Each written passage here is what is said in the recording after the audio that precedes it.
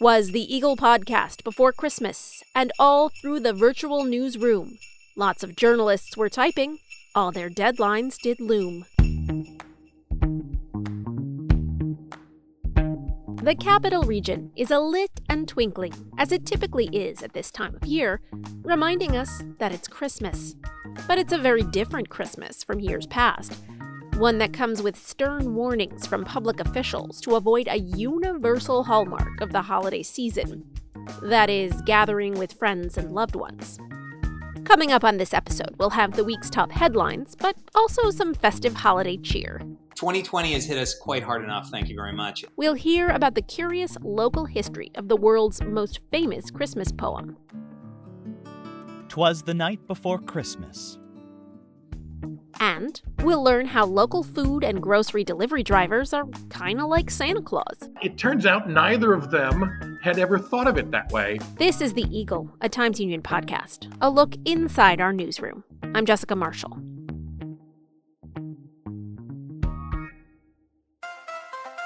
If you're enjoying this podcast, take advantage of all the Times Union has to offer and support our efforts to bring you award-winning journalism by becoming a Times Union member today. Go to timesunion.com/subscribe.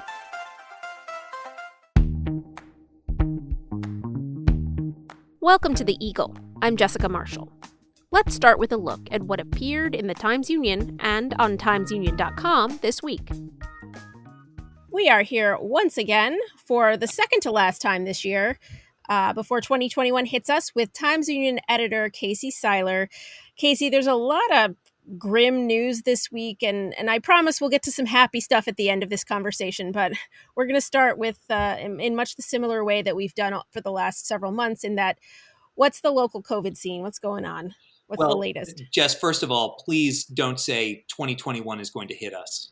we've had, yeah, maybe I jinxed it. I don't want to jinx it. Enough of that. But 2020 has hit us quite hard enough, thank you very much, and continues to as we round out the year.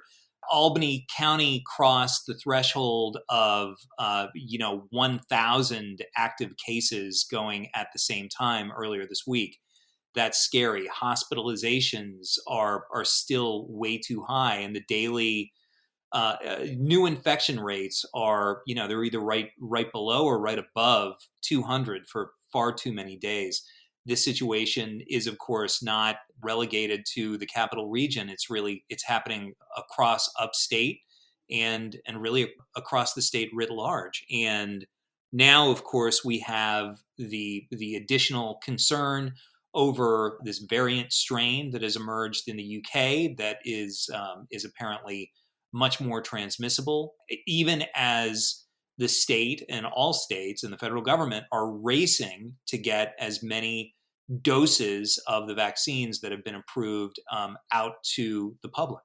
Now, New York has received a number of those vaccines, and Governor Cuomo this week announced that upwards of 89,000 New Yorkers have already been vaccinated, correct? Yeah, that's right. And the first doses are going out last week. Sort of the first pass was healthcare workers, especially those that are working with vulnerable populations. We're talking on Wednesday, a large group of first responders are getting the vaccination even as we speak.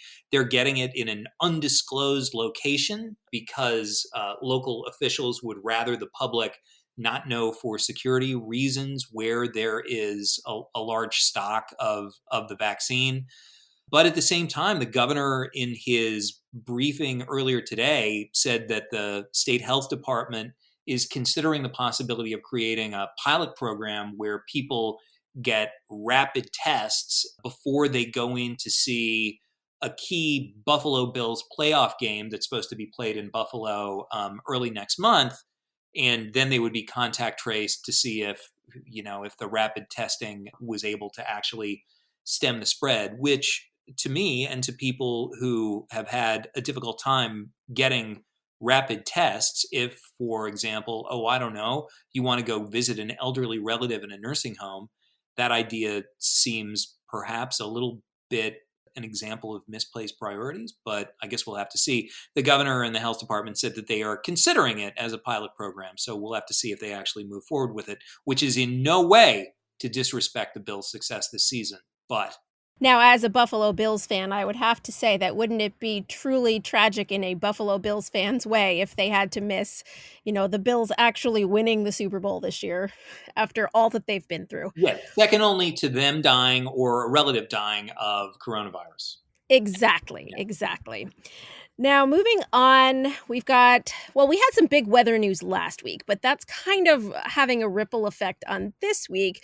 We're supposed to get, a bit of rain and a thaw, but the worrisome thing about that is that it could cause a lot of snowmelt and flooding. What's the latest there? Right. Rick Carlin and Eduardo Medina noted that the heavy rain that is supposed to settle on the region on Christmas Eve and into Christmas Day, which could bring 1 to 2 inches of rain, is going to fall on a snowpack that is still pretty intense. Most parts of the region got about 2 feet of snow just not even a week ago yet. A lot of that, I can tell you from looking out my backyard, is still there. What that can do is present a degree of peril to the foundation of people's homes and to the dryness of their basements. Because, of course, all that snow is going to go somewhere when it turns into water. And what you want to ensure is that as it comes off your roof, as it flows through your hopefully unclogged gutters, it's going somewhere other than into your basement. I went out to the north side of my house. There's a narrow alley between my house and my neighbor's. My neighbor's roof, it's not his fault, it's the way the house is designed, dumped a bunch of very heavy snow in there. I dug a trench sort of along my foundation going out about, 2.5 feet or so. And that snow, I'm here to tell you, was heavy. And if that snow soaks up a bunch of additional rain as it's thawing, it can turn into something very much like concrete. So people just need to be very aware and kind of do what they can to make their outdoors safe without doing anything too acrobatic, like going up on your roof to clear away, ice dams or anything like that. Yes, that is not recommended. Not by the Union, in no way. But we do have some tips on safe ways to, prepare yourself for something like this at timesunion.com. Moving on, some national news here that has some local implications. The tragic Lockerbie plane bombing of 1988. There's some news there. Do you want to kind of give us the update? Yeah, there were additional charges brought by federal prosecutors against the alleged bomb maker. And this occurred on what is now the 32nd anniversary of the bombing. This was a jet that was flying back, carrying a heavy contingent of Syracuse University exchange students, including the sister of Richard Hartunian, who went on to become the U.S. Attorney for the Northern District. I mean, I was a college student at the end of 1988. I vividly remember this horrible crash. I think everybody has probably seen the images of the wreckage from the plane, which exploded in midair and rained down upon, the Scottish town of Lockerbie. It was, I would hazard to say that it was probably the most horrifying terrorist attack from then until 9/11. Wow, that is horrific. Well, we will be following that. Let's get some happy news. Yes, please. Let's talk about something happy for a change. You know what? I'm going to let you introduce this one because I don't know if I could quite do it justice. So Akum Norder, who is an outstanding historian and an outstanding copy editor, she is also my neighbor. She's a historian of, among other things, the neighborhood that we both live in here in Albany's beautiful Pine Hills. But she went into the archives and found examples of children's letters to Santa that were published in the Times-Union basically 120 years ago in print. And they are heartbreakingly heartwarming, I guess you would say, in the sense that they show that children are children the world over. And this story, as well as a characteristically excellent column from Paul Grondahl, who looked at children's letters to Santa today and noting how those letters in many cases reflect the concerns of children who have, spent the last 9 months or more living with a pandemic, as well as potentially economic hardship, economic anxiety. Both of these stories, which you can read at timesunion.com, are reminders that there is nothing or very little in the adult world that does not leach into the experiences of our children, that they absorb the kind of flavor of our anxieties in the same way that, a carton of milk might absorb the flavor of the food that's sitting next to it on the shelf. It's a reminder of the fact that our children are not like these tiny innocents, that they're emotional magnets, and little pitchers have big ears, and it comes out in letters to Santa. Indeed. And Casey, I just want to tell you happy holidays. But before we leave off this topic, here are a few of those letters. You can read the rest at timesunion.com.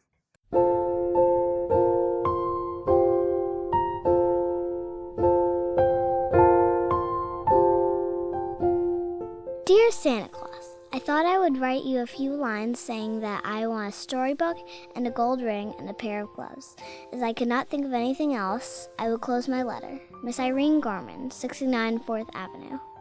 Dear Santa Claus, I thought I would write you a few lines telling you what I'd like for Christmas.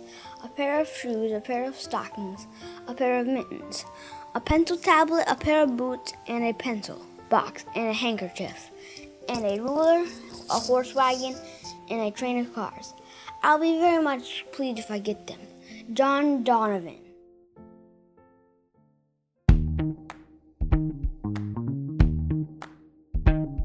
Jolly old Saint Nick, or Santa Claus, rallies for a marathon night of present delivery once a year. But as table-hopping Steve Barnes reported this week, local food and grocery delivery drivers have been delivering the goods to excited people thousands of times since the pandemic began. I love how your article, the article that you wrote, compares Instacart drivers and food delivery people to Santa Claus. Can you expound on that? Well, in journalism, we need a peg for a story. We have to hang it on something, and this seemed to me a very small, what I thought, realization that, like, hey, they're like Santa Claus, and it's around Christmas time, so I'll just do that. But it turns out neither of them had ever thought of it that way, and they were both pleased to consider that. I love it. It's very magical. It's a magical association.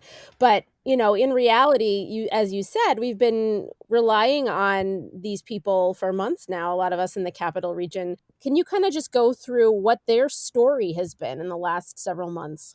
Some people, it has absolutely been necessary. You're right. This is essential. And they were judged essential workers. And that was primarily for people who are not like me, which is to say not lazy. They actually have real reasons. They didn't want to go out. They didn't want to be exposed. They weren't capable of it. They're somebody in their home. And I'm just lazy. So I've been a big Instacart fan since even before the pandemic. I discovered it and I thought, this is really cool.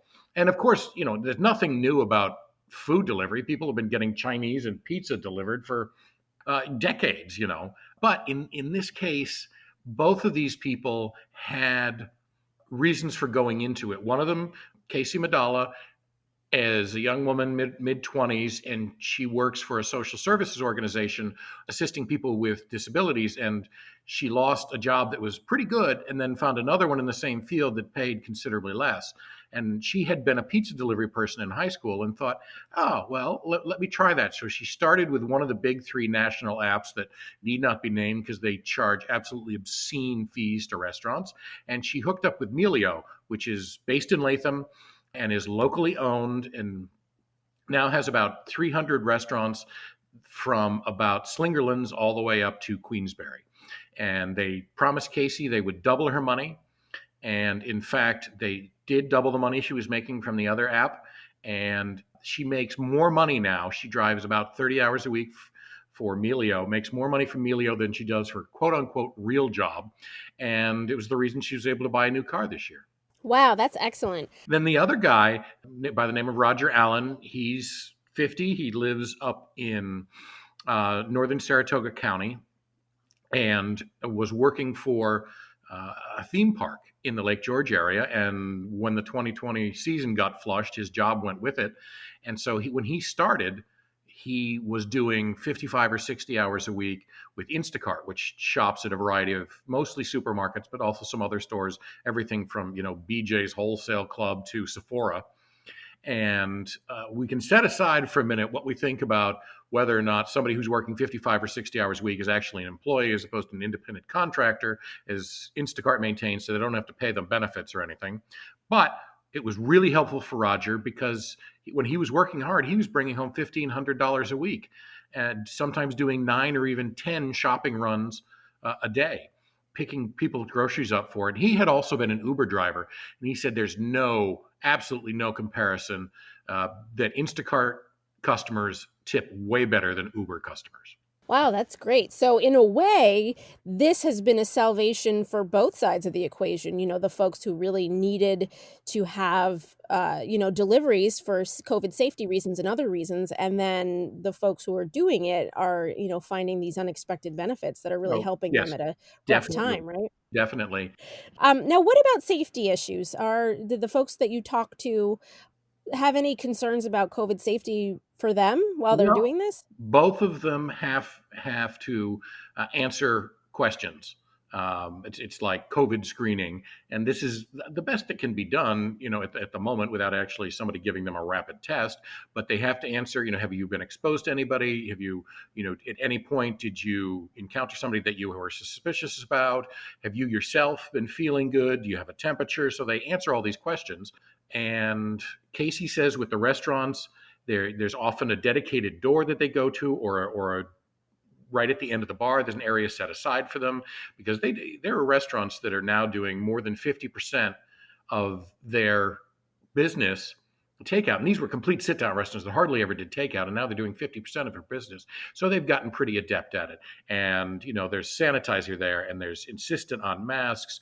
And for Roger, he says he never even sees customers at the door. It's rare. Casey says she at least sees people, or she sees them through the door and waves at them because they're more interested in hot food than somebody is in groceries. But they both say, while they're aware that they're going into places, they also feel safe because of the measures they're taking and the measures that are required. The first time, in fact, we tried to shoot a photo of Roger.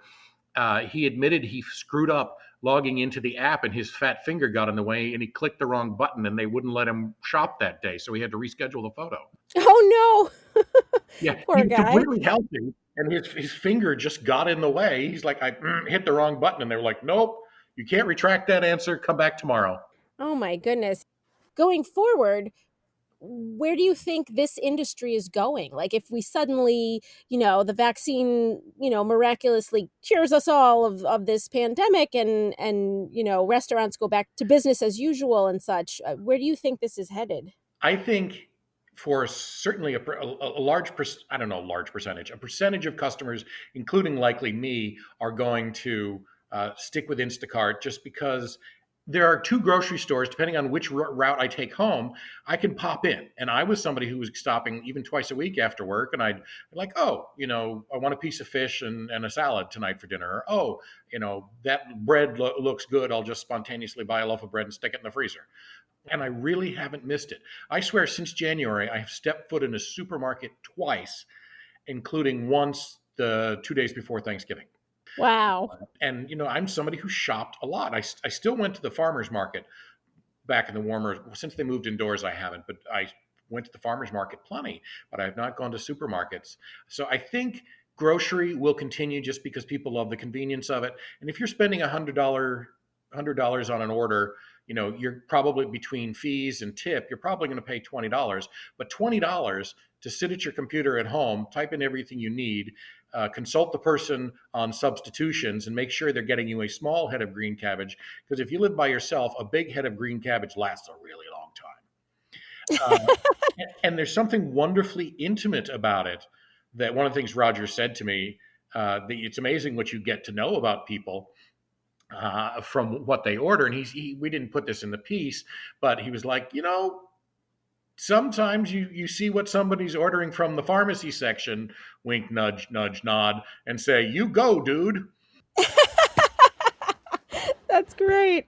Oh, so there's a lot of personality in it too. Yeah, but I also do think that restaurant delivery is going to drop off because restaurant people love their restaurants and they're missing them. They desperately want to be out to them. So as soon as they can go back out and feel safe, they will. After the break. The children were nestled all snug in their beds, while visions of sugar plums danced in their heads.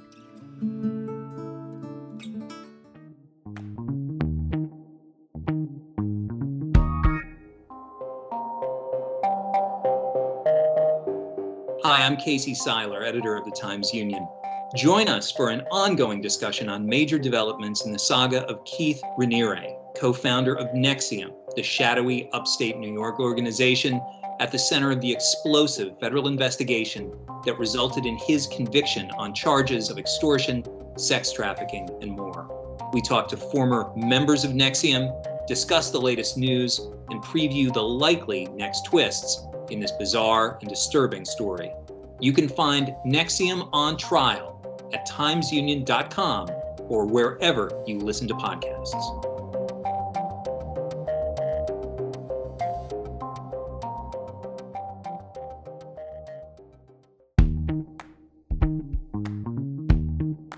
Welcome back. You're listening to The Eagle, a Times Union podcast. I'm Jessica Marshall.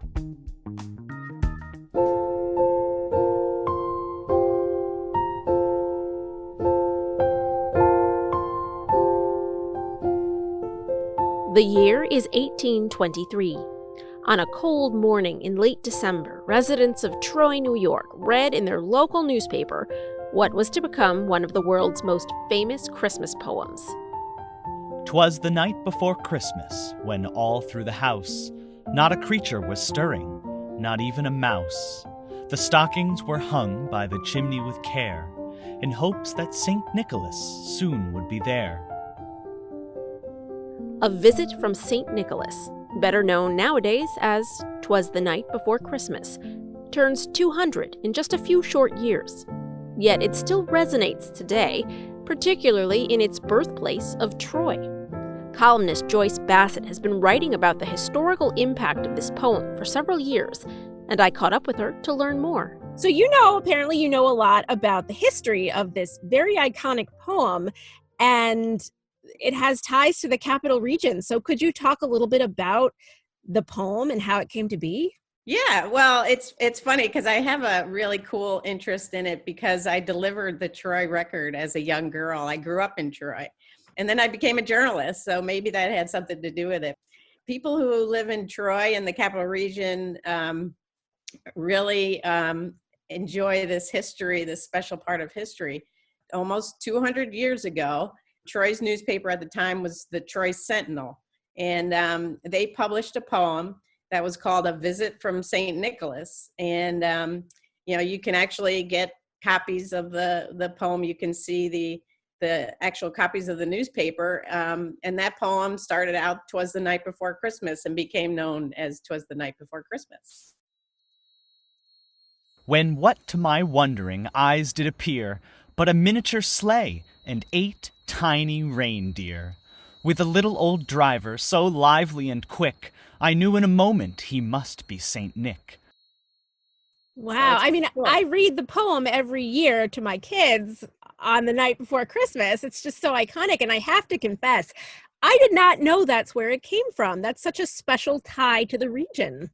I love telling the story year after year because, even when I get together with family and friends, I go, "You remember that this is from Troy, right?"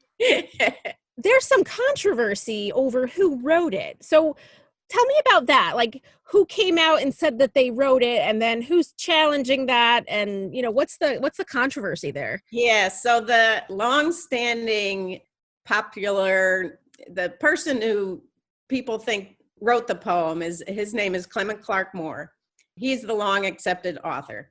So he was like a rich guy from Manhattan, and he reportedly said that he wrote the poem the year before it was published. So he said he wrote it in 1822. It was published in 1823.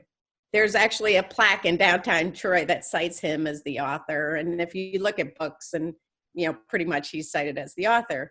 And then there's the family of a gentleman named Livingston.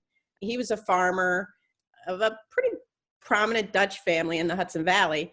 And he wrote poems, and he died in 1922. He never said that he wrote the poem, but his family, after his death, found a bunch of things that led them to believe that he wrote the poem. So there's been this long mystery whodunit thing going on, like who actually wrote the poem.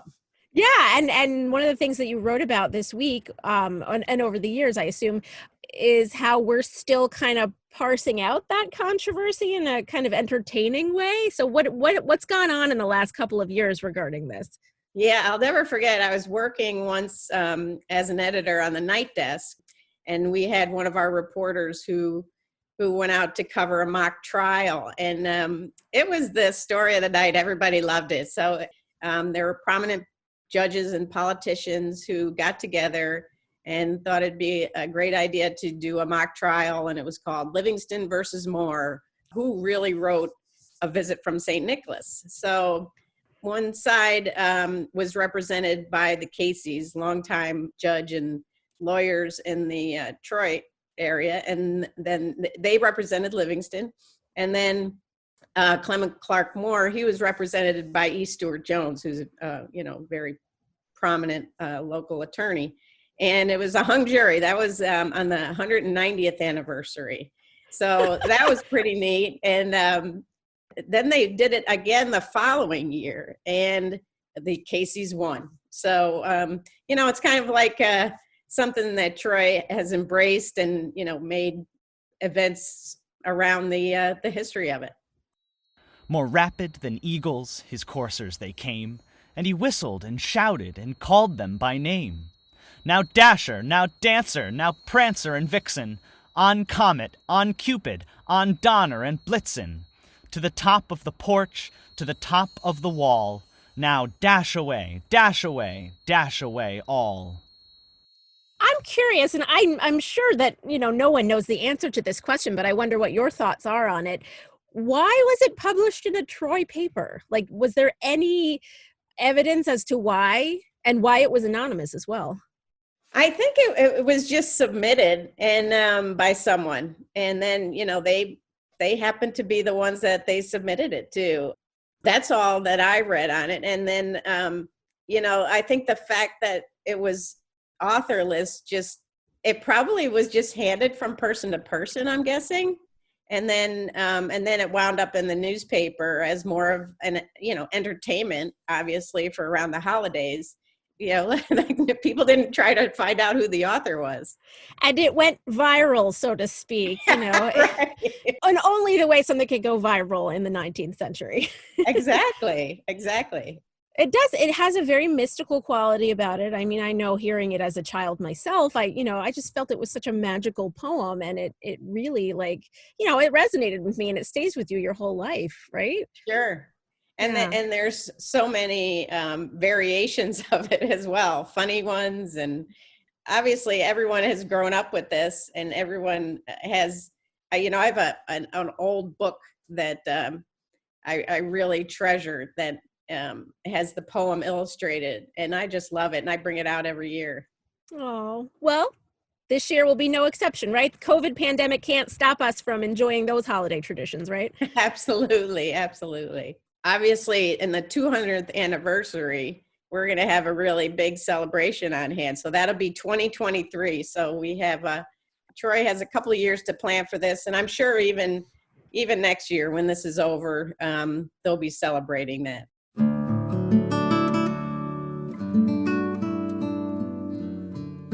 He spoke not a word, but went straight to his work, and filled all the stockings, then turned with a jerk, and laying his finger aside of his nose, and giving a nod, up the chimney he rose. He sprang to his sleigh, to his team gave a whistle, and away they all flew like the down of a thistle. But I heard him exclaim, ere he drove out of sight, "Happy Christmas to all, and to all a good night."